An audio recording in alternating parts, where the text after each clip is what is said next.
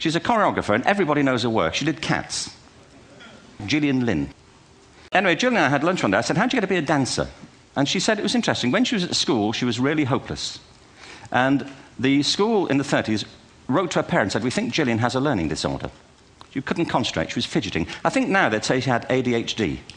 But this was the 1930s, and ADHD hadn't been invented, at this point, so it wasn't an available condition. People weren't aware they could have that. Anyway, she went to see this specialist.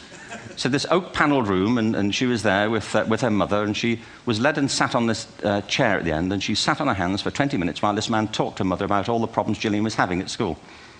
And at the end of it, because she was disturbing people, her homework was always late and so on, little kid of 8, in the end, the doctor went and sat next to Gillian and said, Gillian, I've listened to all these things that your mother's told me. I need to speak to her privately.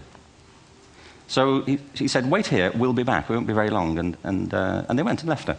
But as they went out the room, he turned on the radio that was sitting on his desk. And when they got out the room, he said to her mother, just stand and watch her. And the minute they left the room, she said she was on her feet, moving to the music.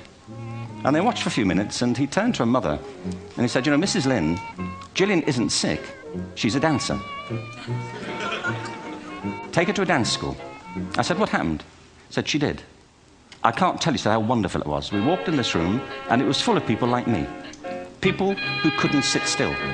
People who had to move to think. Who had to move to think.